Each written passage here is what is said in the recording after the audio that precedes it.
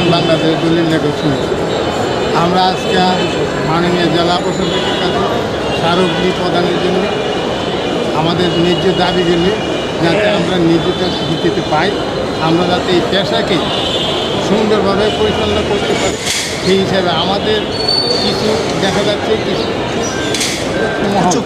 কুচক্রী মহল আমাদের পেশাচ্যুত করার জন্য 1984 সন থেকেই আমাদেরকে হেনস্থা করে আসছে, বিভিন্নভাবে বিভিন্ন আইন আন্দোলন দেয়।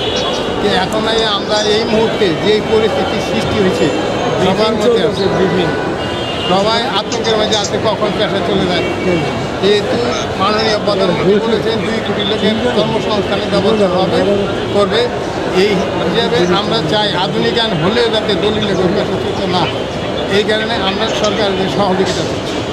যদি আমরা সহযোগিতা পাই, আমরা সরকারের উন্নয়নের সর্বাত্মক কর্মসূচি দিয়ে কাজ করে যাব। এটা মহল বিভিন্নভাবে বিভিন্ন ধরনের হয়রানিমূলক কথা বলছে, আমরা ওইগুলো থেকে পরিত্রাণ চাচ্ছি।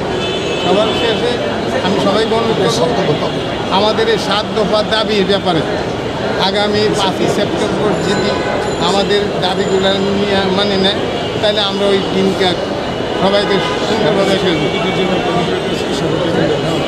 আজকে সারা দেশের প্রতিটি জেলা প্রশাসকের কাছে আমাদের এই 7 দফা দাবি স্মারকলিপি প্রদান করা হয়েছে।